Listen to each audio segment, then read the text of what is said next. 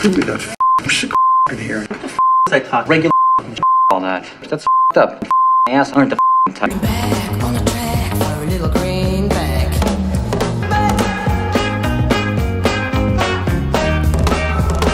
Looking back on the track, gonna do it my way.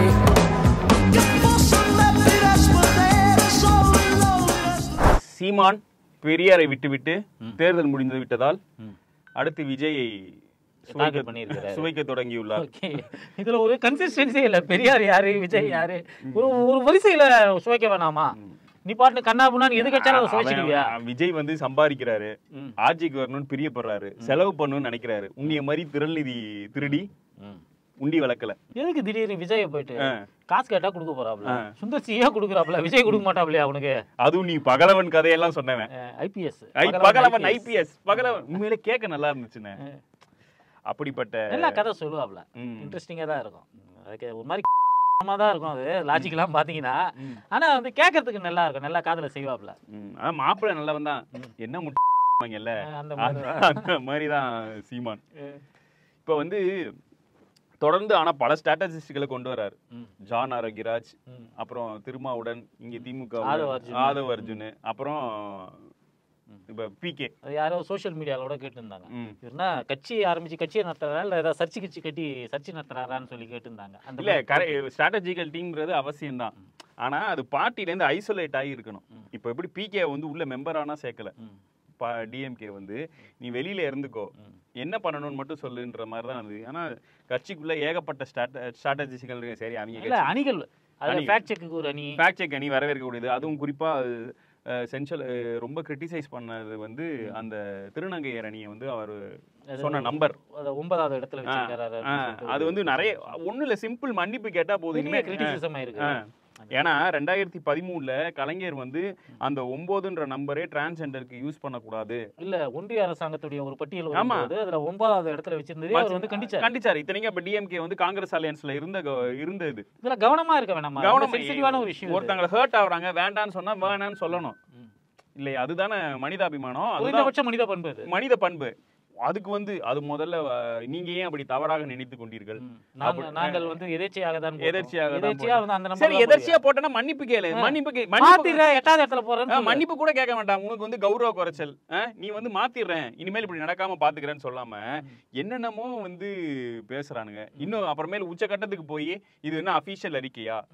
Official அறிக்கை இவங்க என்ன அறிக்கை விட்டு விளையாடுவாங்களா? பல்ஸ் பார்த்துட்டு அப்புறம் திருப்பி வந்து இது என்ன ஜெயலலிதா ஆட்சி நடத்தும் போது அறிக்கை வரும் இல்லையா? ஒவ்வொரு 28வது அணி எதுன்னு கவனிச்சிங்களா? குழந்தைகள் அணியா? அகில இந்திய தளபதி விஜய் மக்கள் இயக்கம், அது ஒரு அணியா மாத்திட்டானுங்க. அதுதான் கட்சியா மாறிச்சுன்னு சொன்னானுங்க. இப்ப அப்படி இருக்கவங்களுக்கு யாருக்கும் பொறுப்பு போடல. இப்போ கொள்கை பரப்பு செயலாளர் யாருன்னு பார்த்தா 2022 வரையும் வாழ்க தளபதி வாழ்க கலைஞர்னு சொன்னவனை தூக்கி கொள்கை பரப்பு செயலாளரா போட்டிருக்காங்க. வாழ்க தளபதினா ஒரிஜினல் தளபதி, ISO 9000 வாங்கின தளபதி, தமிழ்நாட்டோட முதலமைச்சர் சொன்னவனை தூக்கி போட்டிருக்காங்க. அதுல அந்த பாம்குமாரையும் வேற எவனையுமே தவிர கட்சி உறுப்பினர் கிடையாது. இந்த பாம்குமார்னா சோசியல் மீடியால சொன்னதாங்க தெரியும், பொதுமக்களுக்கு பொதுவா புரியாது. இப்படி போயிட்டு இருக்கு இந்த கட்சி. அவர் கட்சி நடத்துறாரா இல்ல ஸ்ட்ராட்டஜி கட்டி இது நடத்துறாரா? அது இல்லாம குழந்தைகள் அணி, நேற்று நீங்க கூட அதை வந்து விரிவா சட்டத்துக்கு எதிரானது. பேசிக்கா குழந்தைகளை அரசியலில் ஈடுபடுத்துவதை வந்து யூனிசெஃப் வந்து மிக கடுமையா கண்டிக்குது. குறிப்பா 90களுக்கு பிறகு யூனிசெஃப் உருவான பிறகு இது மாதிரியான போக்கு வந்து உலகத்துல வேற எங்கேயுமே இருக்கக்கூடாது. அது வந்து ஒரு குழந்தை தொழிலாளர் சட்டத்துக்குள்ள கொண்டு வரக்கூடிய ஒரு விஷயம் அப்படின்னு யூனிசெஃப் வலியுறுத்துது. நம்மளுடைய தலைமை தேர்தல் ஆணையர் கூட வந்து அதை வந்து போன ஆண்டு பார்லிமெண்ட் எலெக்ஷன் முன்னாடி வந்து ஒரு சுற்றறிக்கை விட்டுருந்தார், எல்லா அரசியல் கட்சிகளுக்கும் சுற்றறிக்கை விட்டுருந்தார். விஜய் அப்ப கட்சி தொடங்கலங்கிறதுனால அவர் சுற்றறிக்கை வரலையோ என்னவோ தெரியல. ஆர்கே ராதாகிருஷ்ணன் இருக்காருல்ல, அவர் கூட எழுதியிருக்காரு இவங்க கட்சி ஃபார்ம் பண்ணும் போதே ரொம்ப எளியா இருந்தது. அவரு திமுகவுக்கு எதிராக யார் வந்தாலும் அவர் போயிட்டு ஒரு காவடி தூக்கிட்டு போவாரு, அவரே கிரிட்டிசைஸ் பண்ணியிருக்காரு. அப்புறமேல் KS ராதாகிருஷ்ணன் தான் வந்து அதெல்லாம் சரி பண்ணி கொடுத்தாரு. எந்த KS ராதாகிருஷ்ணன் திமுகவால் சஸ்பெண்ட் செய்யப்பட்டவர். ஏன் சஸ்பெண்ட் செய்யப்பட்டவர் ஏன் சஸ்பெண்ட் செய்யப்பட்டார்னா, கார்கேன்ற ஒருத்தர் வந்து தலைவராகும் போது நீ வந்து போட வந்து இது பண்ண, அதனால நீக்கினார். அவரை எல்லாம் வந்து போட்டாங்க. அப்புறமேல நெருங்கிய நண்பராக இருந்தவர் KSR பாத்தீங்கன்னா அவர் வந்து கேஸ்டியஸ்ட் தான். பொதுவா பாத்தீங்கன்னா இந்த தெலுங்கு காஸ்ட் சார்பான ஒரு ஆளு தான் அவரு. தெலுங்கு காஸ்ட் இல்ல, அவரு அது தொடர்பா தான் பேசுவாரு. ஒரு எஃப்சி மைண்ட் செட் உள்ள ஆளு. உண்மையில வந்து சீமான் வந்து அவர் சொல்லக்கூடிய அந்த விமர்சனம், மாற்று மொழிகாரர்களை குறித்து அவர்கள் சொல்லக்கூடிய விமர்சனம் எல்லாமே அவருக்கு பொருந்தக்கூடிய வகையில தான் அவர் எப்பவுமே நடந்துப்பாரு அவரு. அப்படிப்பட்ட ஆளை தான் நீங்கள் ஆலோசகராக வைத்திருக்கிறீர்கள். பாப்போம் எப்படி புலங்குறீங்க அப்படின்னு. கே.எஸ். ராதாகிருஷ்ணன் வந்து நேற்று இந்துல பேட்டியில கூட சொல்லியிருந்தாரு, பிரபாகரன் வருவார், வந்ததுமே முதல்ல மோடிக்கு கடிதம் எழுதுவார். ஏமா மோடிக்கு தான் கடிதம் எழுதுவார், மோடி தான் இனிமேல் வந்து தமிழகத்தை வந்து உருவாக்க முடியும் அப்படின்னு சொல்லிட்டு பிரபாகரன் இருக்கிறதா தான் அவர் சொல்றாரு. அவரு நெடுமாறனா அப்போ அவ்வப்போது பேசிக்கிறாங்களாம். இந்த மாதிரி வந்து இப்போ தலைவர் வந்தாருன்னா எப்படி இயக்கத்தை கட்டமைக்கிறது, என்னென்னலாம் செய்யறதுன்னு சொல்லிட்டு இவங்க 2 பேர் தான் இப்போ வந்து பேசிக்கிறாங்க அப்படிங்கிற மாதிரி அந்த பேட்டியில வந்து அவர் சொல்லியிருந்தாரு. இவங்க எத்தனை நாள் வந்து இலங்கையில இருக்கிற தமிழர்களை வஞ்சிப்பாங்கன்னு தெரியல. எவ்வளவு நாளைக்கு இது பண்ணிட்டு இருக்காங்க. போர் முடிஞ்சிருச்சு. அவங்கள பிரபாகரனை மாவீரராக நம்பக்கூடியவர்கள் பல்லாயிரம் பேர் உலகத்துல இருக்கிறாங்க. ஒரு மாவீரர் அவருக்கு வந்து ஒரு நினைவு தினம் அனுசரிக்கணும், அவருக்குரிய ஒரு மரியாதையை செய்யணும். அது செய்ய முடியாம கிடக்கு. இத்தனை ஆண்டுகளா 16 ஆண்டுகளா வந்து எந்த இதுவுமே செய்ய முடியாம கிடக்கு. அதுக்கு காரணம் யாருன்னா இந்த குற்றக்குழப்பிங்க தான். சீமான் மாதிரி, நெடுமாறன் மாதிரி, கே.எஸ். ராதாகிருஷ்ணன் மாதிரி இவங்க ஒரு நினைவு இது கட்டினா இல்ல தஞ்சாவூர்ல அடுத்த நாளே ஜேசிபி வச்சு இடிச்சது இல்ல, அது நடராஜன் ஏற்பாடுல கட்டப்பட்டது. ஜெயலலிதா இடிச்சது இல்ல, என்னைக்காவது கண்டிச்சாங்களே? எவனும் அது பத்தி நான் பேச மாட்டாங்க. என்னதான் இருந்தாலும் அந்த அம்மா ஈழத்தாய் இல்ல, ஈழத்தாய் என்னது இலை மலர்ந்தால் ஈழம் மலரும். இது வந்து 2011 சீமானுடைய ஸ்டேட்மெண்ட். இலை 10 வருஷம் மலர்ந்து இருந்தது. என்னடா ஆச்சு? எவனாவது கேட்டானா, எவனா ஃபாலோ பண்ணானா? அதாவது சீமான் சொல்றதை பத்தி யாருமே சீரியஸாவே எடுத்துக்கிறது இல்லைங்கிறதுக்கு இதெல்லாம் ஒரு நல்ல எடுத்துக்காட்டு. சீமான் வாழ்நாள் முழுக்க என்னவெல்லாம் பேசியிருக்கான், என்னவெல்லாம் வாக்குறுதி கொடுத்துருக்கான், இதெல்லாம் எடுத்து பார்த்துட்டு அதுக்கு ஏத்த அதுக்கு விசுவாசமா, அவன் சொன்னதுக்கு விசுவாசமா, அவன் வாய்க்கு அவன் விசுவாசமா கூட இருக்கிறது இல்லை அப்படிங்கிறதான் நம்ம சொல்லக்கூடிய முக்கியமான ஒரு விஷயமா இருக்கு. தாவேகாவோட இந்த குழந்தைகளை நீங்க கூட அண்ணாமலை வந்து என்னங்க இது ஒரு தற்கொலை வந்து விமர்சனம் பண்ணக்கூடிய அளவுக்கா கட்சியை நடத்துவீங்க? அது இருக்கிற முழுக்கவே குழந்தைகள் இனிதான். அதாவது ஒரு சட்டமன்ற தொகுதியில அதுவும் சொந்த பூத்துல ஒரு ஓட்டு வாங்கின ஆசாமி அவன் வந்து கிரிட்டிசைஸ் பண்ற அளவுக்கு தான் வந்து இருக்குன்றப்போ ரொம்ப வருத்தத்துக்குரிய விஷயம். ஆனா நீங்க நல்லா பாத்தீங்கன்னா சீமான் வந்து பெரியாருக்கு எதிராக அவ்வளோ பேசினான். பெரியாரை கொள்கை தலைவர்னு சொன்ன கட்சி ஒண்ணுமே சொல்ல கிடையாது. சிஎம்ஏ பேரை சொல்லாம அந்த நாயை 2 மிதி மிதிச்சிட்டாரு இல்லையா? பெரியார் தான் எங்கள் தலைவர், இந்த வெற்றி பெரியார் மண்ணில் கிடைத்த வெற்றி பெரியாருக்கு தான் குனிய வச்சு செஞ்சாங்க இல்லையா? நீ என்ன பண்ண? அப்படி சீமான்னா எங்கள் பொருட்டு இல்லை, அப்புறம் என்ன பிறந்த நாளைக்கு நீங்க வாழ்த்து சொன்னீங்க, அவன் கட்சி அங்கீகாரம் பெற்றுச்சு வாழ்த்து சொன்னீங்க, கேட்பாங்களா மாட்டாங்களா? நிச்சயமா கேட்பாங்க. அப்புறம் அண்ணாமலை இன்னொன்னு பேசியிருந்தாப்ல, வந்து தாவேகவினர் வந்து ஜிஎஸ்டி வரி குறைப்பை பத்தி எதுவுமே பட்ஜெட்ல எதுவுமே இல்லைன்னு சொல்லியிருக்காங்க. எவ்வளவு பெரிய தற்குறிகளாக இருந்தால் இப்படி பேசுவார்கள்? ஜிஎஸ்டிக்கு தனியாக கவுன்சில் இருக்கிறது, ஜிஎஸ்டி கவுன்சில் இருக்கிறது, ஜிஎஸ்டி கவுன்சில் மீட்டிங்ல தான் அதெல்லாம் பேசுவாங்க அப்படின்னு சொல்லிட்டு ஜிஎஸ்டியை எங்க கொண்டு வந்தாங்க, எங்க வச்சு கொண்டு வந்தாங்க? பாராளுமன்ற முடிவுகள் இல்ல, ஜிஎஸ்டி தொடர்பான கொள்கை முடிவுகளை யார் எடுக்கிறது? மாமி தான் எடுக்கிறாங்க. அப்படி இருக்கும்போது ஜிஎஸ்டியில மாற்றம் கொண்டு வருவோம்னு சொல்லிட்டு அந்த அம்மா பாராளுமன்றத்தில் ஏதாவது சொல்லியிருந்தாங்கன்னா ஜிஎஸ்டியில வரி குறைப்பு இருக்கும், சிறு குறு தொழில் செய்பவர்களுக்கு சலுகைகள் இருக்கும் அப்படின்னு அந்த அம்மா பாராளுமன்றத்தில் சொல்லியிருந்தாங்கன்னா அது ஒரு வரவேற்பை பெற்றிருக்கும். இப்போ வாட் எவர் இட் இஸ், வருமான வரி தொடர்பாக அவங்க வந்து ஒரு கொள்கை முடிவு எடுத்திருக்கிறாங்க. அதுக்கு ஒரு தரப்புல வந்து ஒரு பெரிய வரவேற்பு இருக்கு. ஆனால் பெரும்பாலான இந்தியர்களுக்கு அதனால பயன் கிடையாது. அந்த வருமான வரி இவங்க சொன்னதே வந்து ஒரு மித்து தான். பட் அதுக்கு ஏதோ சம்பாட்டு அது வந்து டெல்லி எலெக்ஷனை மனசுல வச்சுட்டு சொன்ன இது சொன்னாங்க, பண்ணிட்டாங்க.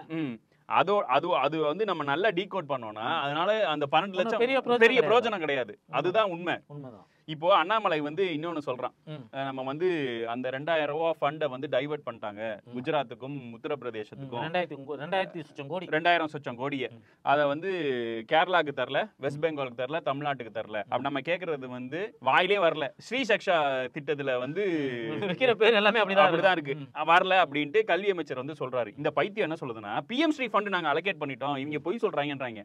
டேய், உனக்கு என்ன டீம் என்ன மேட்ச்னே தெரியாது, நீ எல்லாம் சபையில வந்து பேசணுமா? உன்னால ஒரு எப்படி ஐபிஎஸ் படிச்ச? எங்களுக்கு இன்னும் ஆச்சரியமா இருக்கு. உனக்கு வந்து அறிவு கிடையாது, ஒண்ணுமே கிடையாது. நீ வந்து செருப்பு போட மாட்டேன்ப, ஷூ போட்டு போவ, சட்டை போட மாட்டேன்ப, மானங்கிட்டு வந்து சாட்டையால அடிச்சுப்ப. ஆனா அது சாட்டை கிடையாது, துணியால அடிச்சுப்ப. ஏன் பொய் சொல்லி அவமானம்? ஏன் வந்து மீடியால வந்து எவனுமே கேள்வி கேட்க மாட்டேங்கிற? நீ வந்து தூத்துக்குடி டு அருப்புக்கோட்டை வந்து ட்ரெயின் சிஸ்டம் வந்து எக்ஸ்பேண்ட் பண்ண போறது இல்ல, தமிழ்நாடு அரசு ஒத்துழைப்பு தரல அப்படின்னு போய் சொன்னியா? உன் அமைச்சரே உனக்கு துப்புனானா? அதை பத்தி ஏன் கேட்க மாட்டேங்கிறானுங்க? இப்ப என்ன தெரியுமா நடக்கும்? இப்ப திருப்பி அந்த ஃபண்ட் வந்து ஒருவேளை யூனியன் கவர்மெண்ட் தர மாதிரி இருந்ததுன்னா அதை இவன் வந்து கிளைம் பண்ணிப்பான். நான் சொல்லி தான் கொடுத்தாங்க. நான் சொல்லிதான் எப்படி மெட்ரோக்கு வந்து காசு தரலன்னு தொடர்ந்து பிரச்சாரம் மெட்ரோக்கு அந்த அம்மா வந்து டைரக்டாவே சொல்லிச்சு, இது வந்து மாநில அரசாங்கத்தோட இனிஷியேட்டிவ், நாங்க வந்து காசு கொடுக்க முடியாது, நாங்களா சொன்னோம், மெட்ரோ திட்டத்தை அறிவிச்சோம் அப்படின்லாம் அந்த அம்மா வந்து. ஆனா மெட்ரோ ஃபேஸ் 2 திட்டம் அறிவிச்சவங்க மோடியும் எடப்பாடியும் பல் இழிச்சிட்டு இருந்தாங்க இல்லையா? அடுத்ததா எடப்பாடின்ற ஞாபகம் வருது. மீண்டும் ஒரு பிரிவை சந்திக்க இருக்கிறார். எவ்வளவுதாங்க ஒரு சோதனை தாங்க, எவ்வளவு லவ் ஃபெயிலியரை சந்திப்பாரு, எவ்வளவுதான் சோதனையை தாங்குவாரு அவரு. ஏங்க உண்மையிலே ஆர்பி உதயகுமாருக்கு வந்து என்ன கடுப்புன்னு தெரியல எடப்பாடி மேல. அம்மா வடிவிலும் எம்ஜிஆர் வடிவிலும் உருவத்திலும் எடப்பாடியை பாருங்க. யோசிச்சு பார்த்தா 1001 படம் பாத்திருக்கிறியா நீ? அதுல அம்மா சரி எம்ஜிஆர் தலைவர் எப்படி இருப்பாங்க, எடப்பாடி அப்படியா இருக்காப்ல? எம்ஜிஆர் வடிவிலையா தொப்பியோட வச்சு பார்த்தாச்சு. ஜெயலலிதா வடிவை எப்படி யோசிச்சு பாக்குறது? பார்க்க முடியும் இப்படி அந்த பச்சை கலர் புடவையை கட்டிக்கிட்டு எப்படி யோசிச்சு பார்க்கவே கொடூரமா இருக்குது. அதான் அப்படி வந்து சொல்றாரு. அடுத்து செங்கோட்டையன் வந்து அவர் வெளியில போறாரோ இல்லையோ ஏதோ ஒரு சின்னதா அவரால முடிஞ்ச அளவுக்கு கொஞ்சம் குட்டையை குழப்பி விடுறாரு. ஆலோசனை பண்ணீங்களான்னு கேட்டாரு. 200-300 பேர் உங்க வீட்டுல இருந்தாங்களே, ஆலோசனை பண்ணீங்க? கட்சிக்கு டெய்லி வரவையா? எங்க வீட்டுக்கு டெய்லி வர்றவங்களே 200-300 பேர் இல்ல. எடப்பாடி சுத்தி உள்ள அந்த பிஆர் டீம் நீ போறதுன்னா போ, எடப்பாடி தான் எங்களோட லீடரு, அவர் தான் எங்க லேபிள், அவரோட சிரிப்புக்கே வந்து எங்களுக்கு ரெட்டலை தேவையில்ல, அதிமுக தேவையில்ல, எடப்பாடி மட்டும் இருந்தா போதும்ன்றாங்க. அதான் எடப்பாடினா சொல்லுவாங்கல்ல, பொண்ணுலையா செஞ்சு வச்சிருக்கீங்க. சின்ன பொண்ணு வேணாமாமா பெரிய பொண்ணு வேணாமாமான்னு விஜய் படத்துல ஒரு பாட்டு இருக்கும்ல, அப்படி இல்லையா மாசா பாத்தீங்க அந்த மூஞ்சில, எப்படி பார்த்தாலும் அது மாசா தெரியலையா? அப்படியாக செங்கோட்டையன் எடப்பாடி இது வந்து போயிட்டு இருக்கு. ஏங்க கோகுலேந்திராவே காரி துப்புற அளவுக்கு இருக்குது. ஆமா, யோசிச்சு பாருங்க. நீங்க எவ்வளவு கரிசனை பண்றீங்க? இல்ல பொதுவா சொல்றேன் நான், கோகுலேந்திராவே காரி துப்பக்கூடிய அளவுல இருக்கேன். கோகுலேந்திரா வந்து எப்பவுமே கழகத்துக்கு விசுவாசமா இருந்தவங்களாச்சே, தலைமைக்கு விசுவாசமா இருந்தவங்களாச்சே. அவங்களே வந்து புரட்சி தலைவரையும் இது பண்ணிட்டு புறக்கணிச்சுட்டு நீங்க என்னத்தை தான் பண்ண போறீங்க, கட்சியை நடத்த போறீங்கன்னு சொல்லி கேட்கக்கூடிய அளவுக்கு தான் நிலைமை இருக்கு. கோகுலேந்திரானா பத்தி பேசும்போது இன்னொருத்தவங்க ஞாபகம் வராங்க. வளர்மதியா இல்ல உங்க ஆஸ்தான தாயம்மா. ஆமா, கங்கையில போய் குளிச்சாங்க. அதான் ஒண்ணு சொல்லுவாங்கல்ல, கங்கையே அது என்னது, தந்திக்காரன் வந்து டிவிக்கு ஆரம்பிச்சு என்னதான் மாடர்ன் ஆயிட்டாலும் அதே பழைய நினைப்புல இருக்கான். அந்த கவர்ச்சி படமும் போடுவான்ல ஞாயிற்றுக்கிழமை பெருசா, அந்த மாதிரி போயிட்டு கஸ்தூரின்னு ஒண்ணு கும்பமேளாவுக்கு போகுது, அங்க போய் குளிக்க போகுது. இதை பத்தி வந்து யாருக்குமே எந்த விதமான கவலையும் கிடையாது. தந்திக்காரன் மட்டும் கேமராமேன் அனுப்பிச்சு இந்த மாதிரி குளிக்கிறத எக்ஸ்க்ளூசிவா போட்டோ எடுத்து போட்டிருக்கான். வேற எந்த மீடியாலையும் இந்த நியூஸ் வரல. நீங்களும் வந்து விடுற பாடா இல்ல இல்லைங்க, நாம வந்து கஸ்தூரி விமர்சகர் அவ்வளவுதான். நம்மளுடைய ரோலுங்கிறது வந்து கஸ்தூரி விமர்சகர் அவ்வளவுதான். அந்த மாதிரி பண்ணக்கூடிய எல்லா விஷயங்களையும் நம்ம வந்து கண்காணிச்சுட்டு இருக்கோம். எப்படி தந்தி வந்து கேமராவோட போய் கண்காணிச்சதோ அது மாதிரி வந்து கண்காணிச்சுக்கிட்டு இருக்கிறோம். ஏன்னா எதிர்காலத்தில் இன்னொரு புரட்சி தலைவி உருவாயிடக்கூடாது அப்படிங்கிற ஒரு இதுதான். அதாவது இன்னொன்னு, இன்னைக்கு சுமந்த் ராமன் பா கிருஷ்ணனோட கட்டுரையை எடுத்து அந்த 5000 ஆண்டு இரும்பின் காலம்ன்றது வந்து மித்து அப்படின்றத சொல்லி வந்து பெருமைப்பட்டிருக்கான். பிஜேபி ராமாயணம் நடந்ததுன்னு நம்புறீங்க, மகாபாரதம் நம்ம நடந்ததுன்னு நம்புறீங்க, அதெல்லாம் கதை சும்மா ஜாலியா இருக்கிறதுக்காக கதை எழுதி வச்சிருக்காங்க. பிஜேபி நம்புறீங்க. பிஜேபியில இருக்கிற நான் பிராமின்ஸ் கூட இந்த வேலையை பண்றது இல்ல. இங்கதான் வந்து இன உணர்வோட வாழணுன்றதுக்கு பிஜேபியில இருக்க அண்ணாமலை இதை கிரிட்டிசைஸ் பண்ணல, மோடி கிரிட்டிசைஸ் பண்ணல, ஆனா இந்த பாப்பானுக்கு எரியுது. கரெக்டா? பெரியார் சொன்னது கரெக்டாடா? இல்ல நீ சொல்லிட்டு போய, அப்ப இரும்பு இருந்தப்பவே பாப்பானா இருந்தாலும் சொல்லிட்டு போ, கூட சேர்த்து சொல்லிட்டு போ. அப்ப அதுக்கான ஆய்வு முடிவுகள் கேட்பாங்க. அதுதான் அங்கதான் பிரச்சனை. இரும்பு இருந்ததுக்கு ஆதாரம் இருக்குது, பாப்பா இருந்ததுக்கு ஆதாரம் இல்லை, எந்த பூணூலும் தொல்பொருள் ஆய்வுல எடுக்கப்படவில்லை அப்படிங்கிறது வெட்ட வெளிச்சம் ஆயிடும். அதுதான் இவங்களுக்கு பிரச்சனை. இன்னொரு கும்பமேளா நடந்துகிட்டு இருக்குது. ஒரு முக்கியமான விஷயம், முன்னாடிலாம் சொல்லுவாங்க வால் நட்சத்திரம் தோன்றினால் மன்னனுக்கு ஆபத்துங்கிற மாதிரி சொல்லுவாங்க. இந்த கும்பமேளா நடக்க ஆரம்பிச்சதுல இருந்தே எல்லாமே சகுன தடையாக இருக்கிறது அப்படின்னு சொல்லிட்டு ஜோசியர்கள்லாம் சொல்லிட்டு இருக்காங்க. என்னன்னு பாத்தீங்கன்னா, ஒரு தீ விபத்து ஏற்பட்டது, நெரிசல்ல ஒரு 60 பேர் இறந்தாங்க. இப்படியா போயிட்டு இருக்கிற இந்த சூழல்ல இப்போ மோடியுடைய தலைமையில் விழுந்த இன்னொரு இடியாக ஒரு சம்பவம் நடந்திருக்கிறது. பேப்பர்ல சின்னதா இன்னைக்கு போட்டிருக்கான், ராமர் கோயிலின் தலைமை அர்ச்சகர் மரணம் அப்படின்னு சொல்லிட்டு ஒரு இது போட்டிருக்கான். மகா கும்பமேளா நடந்துட்டு இருக்கக்கூடிய உத்தரப்பிரதேசத்துல மகா கும்பமேளா நடந்துட்டு இருக்கக்கூடிய இந்த காலகட்டத்துல இப்படி ஒரு சம்பவம் வந்து நடந்திருக்குது. இன்னொன்னு நம்ம பார்க்கணும், அந்த கும்பமேளால உள்ள ட்ரெயின்ல ஏன்னா அடிச்சு உடைக்கிறது யாரோ வேற்று மதம்னா இல்ல, அதே இவங்க சொல்ற இந்து மதம் தான். நம்ம கிட்டே இருந்து உள்ள அமௌண்ட் எல்லாம் புடுங்கி இங்க உள்ள 2000 புடுங்கி அங்க தராங்கல்ல, அவங்க என்ன ஏன் இப்படி ஜோம்பியா இருக்காங்கன்றது புரியல. ஃபர்ஸ்ட் கிளாஸ் ஏசி ரூம், கண்ணாடியை உடைக்கிறது எல்லாம் பண்றது. இந்த ரொம்ப சமீபத்துல ஏன்னா அவங்க என்ன சொல்றாங்கன்னா, இந்த கண்ணாடி கதவை தர நாங்கெல்லாம் உள்ள வரணும்ன்றானுங்க. அந்த கதவை திறக்க முடியலடா, அது பிக்ஸ்டு அப்படின்னு உள்ள இருக்கிறவங்க சொல்றாங்க. அதை கூட புரிந்து கொள்ள முடியாத அளவுக்கு இருந்துகிட்டு அந்த கண்ணாடி கதவை வந்து அடிச்சு உடைச்சு அது வழியா வந்து உள்ள போறானுங்கன்ற நிலைமை இருக்கு. அதாவது ரயில்வே வந்து அப்படிதான் இருக்கு. வடக்குல வந்து ரயில்வே அப்படிதான் இருக்கு. ஏன் இங்கேயுமே முன்னாடி திருப்பூர் போற வழியில தான் வந்து வடநாட்டை சார்ந்தவர்கள் வந்து ரிசர்வ்டுலயே வந்து உட்காருவாங்க. இப்ப எந்த சைடு போனாலும் இவங்க இந்த தொல்லையை பண்றாங்க. ரயில்வே வந்து சுத்தமா வந்து மோசமா இருக்கு. அங்க ஒரு பாதுகாப்பு இல்ல, ஒண்ணும் இல்ல. இப்போ வந்து ஒரு காலத்துல வந்து ரயில்வே எப்படிப்பட்ட ஒரு துறையா இருந்தது, ரயில்வேக்கு அமைச்சராக இருக்கக்கூடியவர் வந்து லல்லு பிரதமர் மாதிரி இருப்பார். லல்லுவோ ஜார்ஜ் பெர்னாண்டஸ் காலத்துல இருந்தே சொல்றேன் நான். அந்த காலத்துல இருந்தே ரயில்வேக்கு வந்து தனி பட்ஜெட், அதெல்லாம் வந்து ஒரு ரயில்வே மினிஸ்டர்ன்றவர் வந்து அவ்வளவு தோரணையா இருப்பாரு. அந்த தோரணை வந்து மோடிக்கு பிடிக்கல. நமக்கு இணையா இன்னொருத்தன் வர்றதா? ஏன்னா ரயில்வே பட்ஜெட் தாக்கல் செய்யப்படக்கூடிய மறுநாள் எல்லா செய்தி ஊடகங்களிலும் தலைப்பா வந்து அது சம்பந்தமா தான் இருக்கும். அந்த மினிஸ்டரோட போட்டோவை தான் போடுவாங்க. அது வந்து மோடியால சகிச்சிக்க முடியல. எப்படி ஜெயலலிதா இங்க ஒரு ஈகோயிஸ்டா இருந்ததோ அது போல ஒரு ஈகோயிஸ்டாக இருக்கக்கூடிய மோடி தனியார் மேல ரயில்வேக்கு பட்ஜெட்டே கிடையாது அப்படின்னு சொல்லிட்டாரு. அதனுடைய விளைவுகள் என்னன்னு அப்ப நிறைய பேர் கேட்டாங்க. நம்மளால வந்து ஒரு நாசகாரம் நடக்குதுன்றப்போ அதோடைய விளைவுகள் என்னன்னு நம்மளால வந்து அறுதிட்டு சொல்ல முடியாது. 8 பக்கமும் இருந்த விளைவுகள் வரும். அதனுடைய ஒரு விளைவு தான் இன்னைக்கு ரயில்வே வந்து கேட்பாரற்று கிடைக்கிறது அப்படிங்கிறதுலாம் வந்து அதோட ஒரு விளைவு தான். ஒரு நல்ல மெயின்டெனன்ஸ் இல்லை, முன்ன மாதிரி ட்ரெயின்களில் மெயின்டெனன்ஸ் இல்லை. இவனுங்க சொல்லக்கூடிய அந்த புது புது ரூட்டுங்க அதெல்லாம் வந்து ஒன்றும் ஏகப்பட்ட ஆக்சிடென்ட்ஸ். போன வாரம் கூட வந்து ஒரு பாதுகாப்பு குறைபாடு காரணமா ஒரு கர்ப்பிணி பெண்ணை வந்து தூக்கி தள்ளி போட்டான். அவன் ஏற்கனவே இந்த மாதிரி பல கிரைம்ல சிக்கியிருக்கான். அவனுக்கு நீதிமன்றம் வேற விடுதலை கொடுத்துருக்கு. வேலூர்ல நடந்த ட்ரெயின்கள்ல தொடர்ச்சியா இது மாதிரியான பாலியல் துன்புறுத்தல் சம்பவங்கள் வந்து நடைபெறுது.